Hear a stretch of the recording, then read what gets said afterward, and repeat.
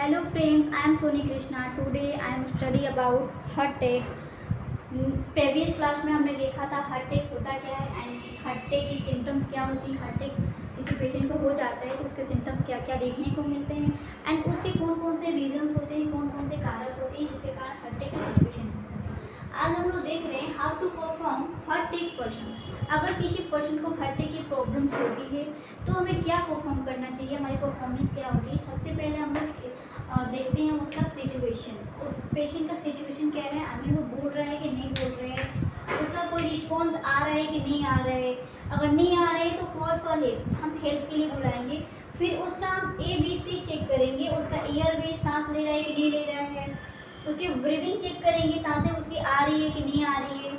उसके बाद उसका हम कंप्रेशन चेक करेंगे, नहीं चेस्ट पे हैंड रखेंगे, कंप्रेशन चेक करेंगे उसका हार्ट जो है पंप कर रहा है कि नहीं कर रहा है। अगर नहीं कर रहा है तो हम बिगिन चेस्ट कंप्रेशन स्टार्ट करते हैं। गिव रेस्क्यू ब्रीथ देना स्टार्ट करते हैं। रेस्क्यू ब्रीथ देना मीन्स अपने माउथ, पेशेंट के माउथ पे रह के अपनी सांसों को उसके अंदर डालना गिव रेस्क्यू कहलाता है। उसके बाद उस रेस्क्यू को हम कंटिन्यू रखते हैं, continue cycle of compression and breath, यानी कि जो भी कंप्रेशन की प्रोसेस है उसको हम कंटिन्यू करते हैं एंड ब्रीथ, जो भी रेस्क्यू ब्रीथ हम पेशेंट को दे रहे हैं वो भी हम कंटिन्यू रखते हैं।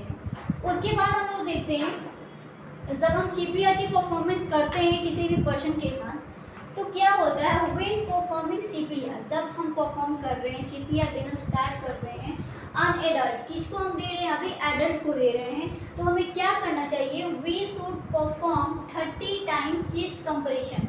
हम कितना बार चेस्ट कंप्रेशन उसको देंगे, 30 टाइम्स देते हैं फॉर एवरी 2 रेस्क्यू ब्रीथ। और जैसे ही 30 टाइम्स हमारा क्लियर होता है, थोड़ा सा उसका नोज़ को हम लोग दबाएंगे, चीन को पकड़ के मुंडी को थोड़ा सा बैक करेंगे। उसके बाद 2 रेस्क्यू ब्रीथ देंगे उसके माउथ में, अपने माउथ के थ्रू उसको हम ब्रीथ देंगे।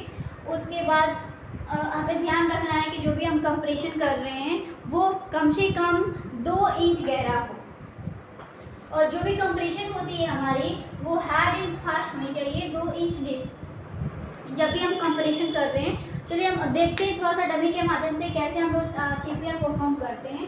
तो मैंने यहाँ पे एक बेबी लिया है, सपोर्टेड, ये पेशेंट है, ठीक है। सबसे पहले किसी भी पर्सन को हम लोग क्या देखते हैं, उसका कोई रिस्पॉन्स आ रहा है कि नहीं आ रहा है। जैसे ये बेबी है, इसका हाथ पैर काम कर रहे हैं कि नहीं कर रहे हैं, ये हम चिल्ला रहे हैं, इसको कॉल टॉक कर रहे हैं, बात करने की कोशिश कर रहे हैं तो ये बात कर रहा है कि नहीं कर रहा है। इसके पैर के शूल में हम टैप करेंगे, क्या यहाँ से कोई फीलिंग्स उसको आ रही है कि नहीं आ रही है। इसका सांस चेक करते हैं हम, क्या ये सांस इसकी सांसें आ रही है कि नहीं आ रही है, ये सांस ले रहा है कि नहीं आ रहा है। जब भी हम सांसों को चेक करते हैं तो अपने ईयर को इसके नोज़ और माउथ के पास ले जाएंगे और यहाँ से सांस को हम लोग सुनेंगे, ठीक है, उसके फीलिंग्स लेते हैं। उसके बाद अगर पेशेंट कुछ नहीं कर रहा है, इसका कोई रिस्पॉन्स नहीं आ रहा है तो हम लोग चेस्ट कंप्रेशन देना स्टार्ट करते हैं। जब भी चेस्ट कंप्रेशन हम लोग देते हैं उसके साथ साथ 2 रेस्क्यू ब्रीथ भी देते हैं, रेस्क्यू ब्रीथ। उसके बाद जैसे ही हम लोग 30 टाइम्स चेस्ट कंप्रेशन कंप्लीट कर लेते हैं उसके जस्ट बाद पेशेंट के चीन को डाउन करते हैं, नोज़ को दबाते हैं और अपने माउथ से इसके माउथ में एयर प्रेस करते हैं, जिसको हम लोग बोलते हैं रेस्क्यू ब्रीथ। और जब भी हम लोग पेशेंट को रेस्क्यू ब्रीथ दे रहे हैं या फिर CPR कंप्रेशन कर रहे हैं तो हमें ध्यान रखना चाहिए कि अबाउट 2 इंच डीप होना चाहिए और जब भी हम कंप्रेशन करेंगे वो हार्ड एंड फास्ट होना चाहिए। इसकी प्रैक्टिकल वीडियो कल हम करेंगे, तो कल हम देखते हैं नेक्स्ट क्लास में CPR हम लोग कैसे देते हैं पेशेंट को। Thank you.